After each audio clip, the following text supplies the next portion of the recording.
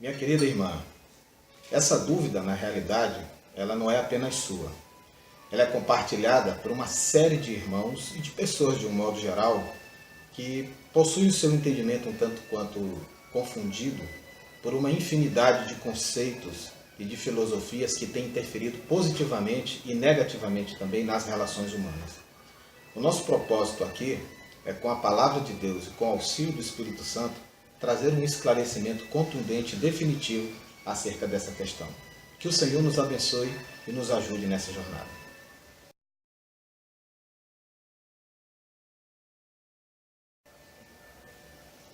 No contexto dessas situações todas que têm interferido e que têm atrapalhado muito o andamento tanto dos rumos familiares como da própria vivência social em si, a gente pode atribuir com absoluta segurança que todos os modismos da nossa época, principalmente aqueles que dizem respeito ao comportamento das ditas celebridades, é o que tem impactado mais a conjuntura comportamental das pessoas na sociedade.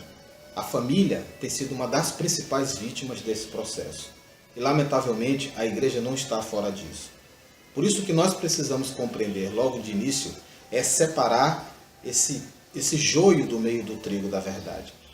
As atuações que você observa, que são celebrizadas, que são difundidas pela grande mídia, elas estão contaminadas por um conceito frontalmente oposto ao que dizem as Escrituras Sagradas. E o comportamento dessas pessoas em sociedade não são um referencial para ser seguido por aqueles que têm dentro do coração o propósito de seguir a vontade de Deus.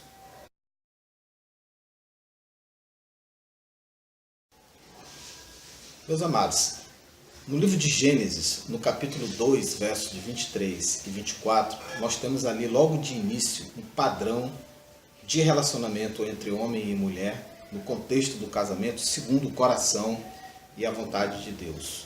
E o que fica muito bem claro logo de início nessa referência bíblica é que Deus estabelece um casamento, em primeiro lugar, monogâmico, você só casa uma única vez e com uma só pessoa. Em segundo lugar, o casamento ele é pautado na heterossexualidade, um homem e uma mulher se casam. E em terceiro lugar, dentro do que esse contexto bíblico nos fala com muita clareza, a indissolubilidade do casamento. Ou seja, o propósito de Deus é que o casamento seja uma aliança permanente enquanto estiverem em vida homem e mulher.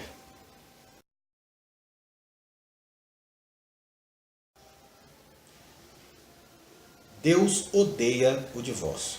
Isso está muito claramente exposto em Malaquias 2, de 14 até o 16. Uma vez que nós temos essa referência, e não apenas essa, a palavra de Deus, ela nos deixa muito claro que não consta no coração, nos propósitos, no sentimento do Senhor, que haja a possibilidade e a naturalidade na ideia de que um casamento possa vir a se desfazer. E é muito interessante e muito marcante nós percebermos que Deus não trata o divórcio apenas como uma prática reprovável. Ele enfatiza que ele odeia o divórcio. Portanto, o divórcio é um comportamento absolutamente contrário aos princípios, aos propósitos e ao coração de Deus. Não há a menor possibilidade de que você, uma vez desejoso ou desejosa, de cumprir aquilo que de fato Deus objetiva para a sua vida. E para a sua felicidade, você proponha como sendo algo natural a prática do divórcio. E se Deus odeia o divórcio, eu presumo, como algo absolutamente óbvio, que todos nós que tememos a Deus também devamos repudiar, odiar e não aceitar de forma alguma esta prática.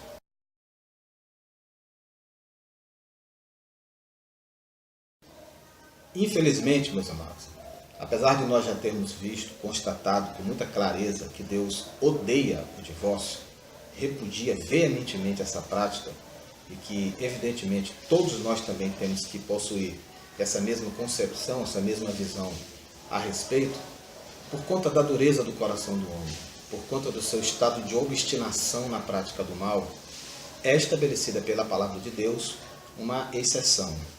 E nós vemos isso em Mateus, no capítulo 5, versos de 31 a 32, nós vemos isso em Romanos 7,3, 1 Coríntios, no capítulo 7, versos de 39 a 40, são algumas referências que nos mostram de que forma essa exceção ela se processa. E esse processo ele se dá tão única e exclusivamente quando há algum tipo de procedimento sexualmente ilícito dentro do casamento. Isso daria, dentro de uma perspectiva teórica e incontornável, porque na realidade o padrão de Deus é o perdão, é a capacidade que deve existir dentro do coração humano de se reconciliar e de oferecer ao seu cônjuge a possibilidade de que ele se arrependa e assim se reconstrua, se refaça os laços, mas em função disso não sendo possível, dadas uma série de circunstâncias às quais todos nós estamos sujeitos, existe a possibilidade do divórcio apenas em caso de prática de adultério.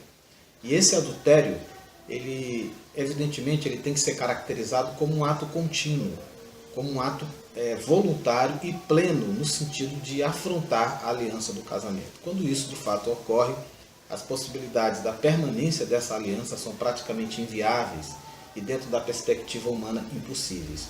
Por essa razão, e só por essa razão, a palavra de Deus abre uma exceção. O que nós temos visto na sociedade hoje são casais dissolvendo seus casamentos por motivos fúteis. Fala-se de o amor acabou, ou fala-se de circunstâncias de incompatibilidades entre o casal, ou qualquer outro tipo de circunstância, de qualquer outra natureza, que não se equivalha a essa prática do adultério. Aos olhos de Deus, nada disso é considerado, nada disso justifica e nada disso endossa a prática do divórcio dentro do casamento. Mas veja bem, esta exceção que diz respeito ao adultério não significa que Deus se torne favorável ao divórcio em função disso. O padrão de Deus é o perdão, mas quando ele não pode ser alcançado, quando não há uma outra via de acesso, aí sim, e somente assim, é consentido pela palavra de Deus a prática do divórcio.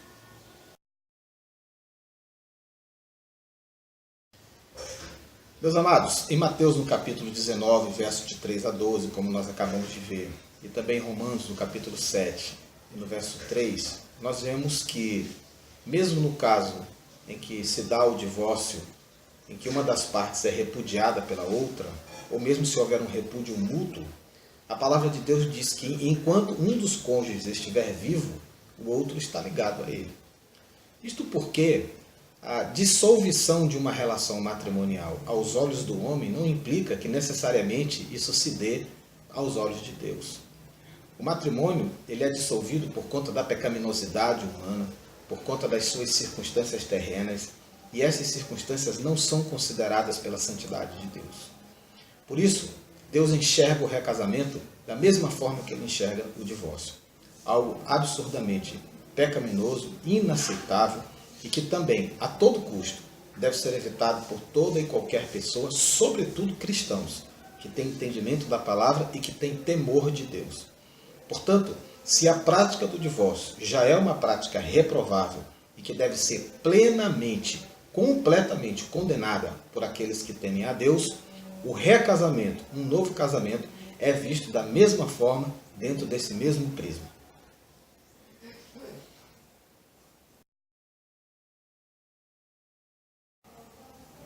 Sim, e louvado seja Deus por isso.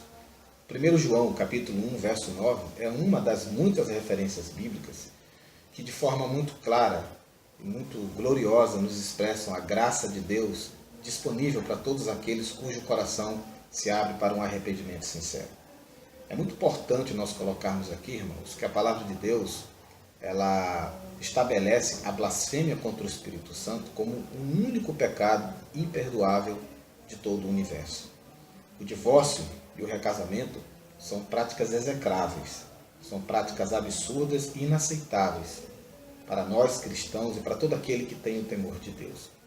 Mas uma vez que esse tipo de circunstância, lamentavelmente, venha a se consumar e a se processar em nossas vidas, isso não impede de forma alguma que você tenha acesso ao perdão de Deus, conquistado pelo sangue de Cristo na cruz do Calvário, e que está em total acesso, de maneira completamente plena, acessível para todos aqueles que em qualquer circunstância vierem a se arrepender verdadeiramente das suas iniquidades, a confessarem isso de forma pública e honesta e, portanto, dessa maneira receber da parte do Senhor a remissão e o perdão pleno dos seus pecados. E isso naturalmente inclui também o divórcio e o recasamento.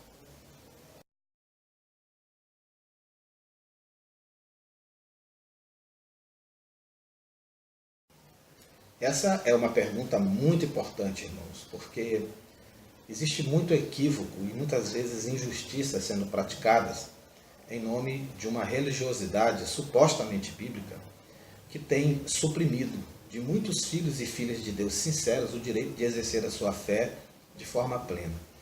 A gente lembra que o apóstolo Paulo, lidando com todas aquelas dificuldades dos judaizantes na época da igreja primitiva, precisou muitas vezes alertar aos irmãos de que o momento em que você sai do mundo e você recebe a Cristo, você sai justamente para aliviar os seus fardos.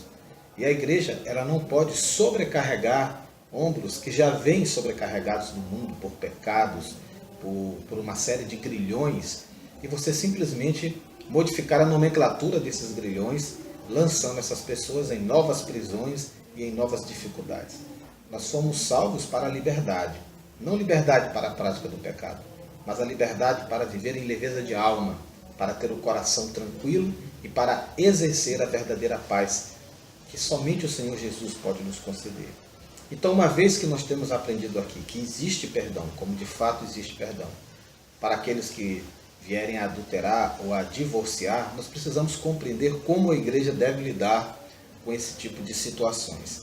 Em primeiro lugar, se a pessoa que estiver divorciada, ela não tiver ainda casado novamente, o ideal é que haja perdão mútuo entre as partes e uma reconciliação, para que esse casamento, uma vez desfeito, por qualquer que tenha sido a razão, ele possa ser refeito, essa aliança possa ser fortalecida novamente e esta família possa se reestruturar, se reorganizar e assim, dessa forma, receber as bênçãos de Deus.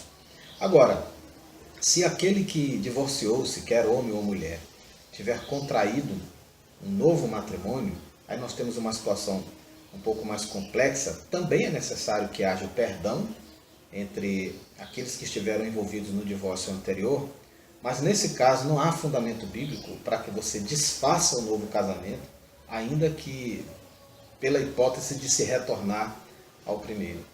É muito importante nós considerarmos, irmãos, que o divórcio praticado nessas circunstâncias, ele não é um pecado contínuo, ele é um pecado pontual, ele é um pecado fixo no tempo. E por isso mesmo, ele é um pecado perdoável aos olhos de Deus. Alguns pecados, eles estão sujeitos e passíveis a uma reparação. Há outros pecados que não. O caso de quem comete, por exemplo, um homicídio, é um pecado que não tem reparação, porque você não tem como trazer de volta a vida que foi ceifada. Mas isso não significa que não haja perdão e não haja restauração na vida de quem cometeu esse pecado.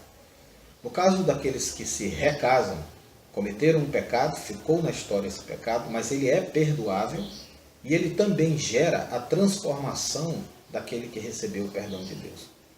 Não há mais como reparar isso que foi feito lá atrás, uma vez que agora já há um novo casamento.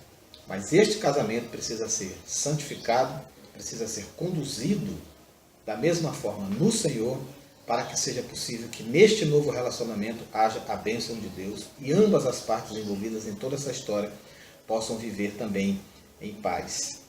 E se essa pessoa divorciada e também recasada verdadeiramente se arrepender e der provas públicas disso, incontestáveis perante toda a comunidade cristã, eu não vejo nenhum problema de que essa pessoa seja batizada, possa participar da ceia, da comunhão, inclusive ocupar funções e cargos na igreja com toda tranquilidade, como qualquer outro irmão da comunidade cristã.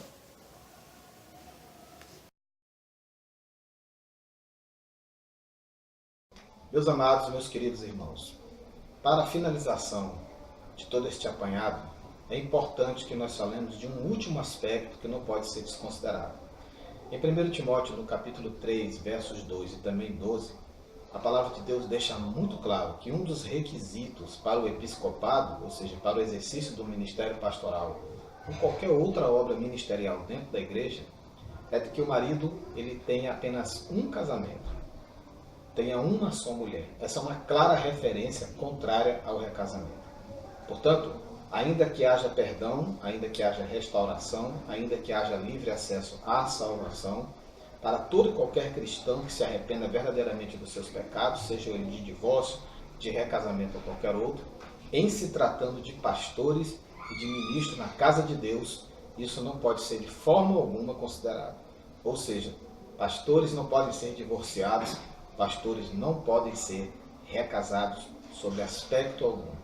Com a clara referência bíblica, nós ficamos assim com a ideia definitiva acerca dessa questão. E assim, meus amados, nós temos confiança em Deus, de que possamos ter aqui, de alguma forma, minimizado qualquer dúvida ou elucidado essa questão à luz das Escrituras. Porque se você tiver dúvidas, a Bíblia tem as respostas.